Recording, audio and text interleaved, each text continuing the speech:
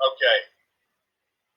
So what we've done at the oil company, Greg Hull Oil and Gas, is do a fire drill on our operating costs. And the central question was, what do we produce? What do we shut in?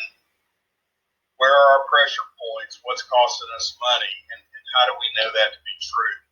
And today we're going to look at our Crossroads lease, which is a Cleveland oil production. It's shallow, about 1,600 feet, about 160-acre field. And at the time, there were 3 producing wells, an injection well, and a shut-in gas well. And then we had a newly drilled well that was uncompleted. And in fact, we spudded that March 7th, the day the oil market crashed. So I belong to that club now. I belong to several clubs, and they're not very distinguished.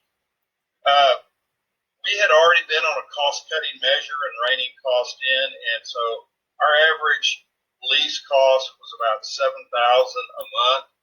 And with 5 wells, it's about $1,250 a month. Pretty acceptable in the oil business. And you can see January expenses were, and we're not going to go over these. I just want to make sure you know these are real numbers. $6,400 in Crossroads in February was $8,600, and March $6,100. And let me go back, and if you'll notice something, you see this $600 up here? We were already monitoring with WellCaddy. Our subscription rolled over for the year, so that price included our $600 monitoring fee, and that'll come into focus. So WellCaddy is part of it, good accounting system, good field people, all rolled in together. We decided to cut our costs to field down to just 2 producing wells. And we dropped and this is 90% of the production. We really didn't lose very much production. And we dropped our cost to $4,000. And so there's the tale of the tape. Numbers don't lie. First 3 months, average cost was $7,000. The next month, slightly less than $4,000. That included a $600. The other included $600 in monitoring fee.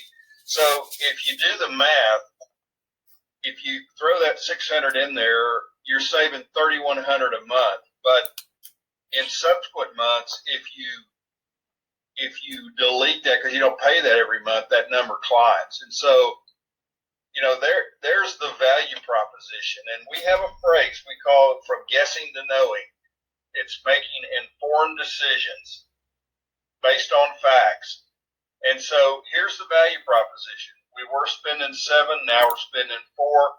That's $3,000 a month in incremental savings. And so people say, well, what's your value proposition? Well, the payout was immediate. I mean, we got that money that month, and we spent $600 in renewals in January. And so it was real. How did we do it? We shut some wells in. We eliminated a field position. With WellCaddy, we can go to checking 3 times a week instead of 7 days a week. We noticed that we were hauling water, so we shut a well in. And we can do all of our monitoring both on site 3 times a week and daily with WellCaddy. And if there is a problem, we can get up there. So here's the big question. I would ask this to every operator. How long would it have taken you to recognize that the lease was losing money and take corrective actions? My answer is a minimum of 3 months, minimum. When you got your check and you noticed you were in the red big time, and then you would start the process. So here's WellCaddy's answer.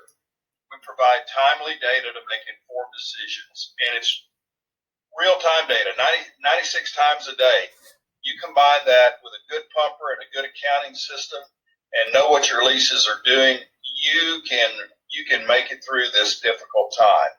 We made these cuts in manpower, electricity, and chemical, and we also made a decision to postpone a workover based on this. So, as we always say with WellCaddy, go from guessing to knowing. And I love Andrew Carnegie's quote, "A man that does not know his cost of production is going out of business," and that's never more true than today in the oil business. So I thank you guys. I hope that wasn't too much. We're going to have all this posted. Anybody wants to follow up and do a deep dive in it, and we're open for questions, or we can pause it there.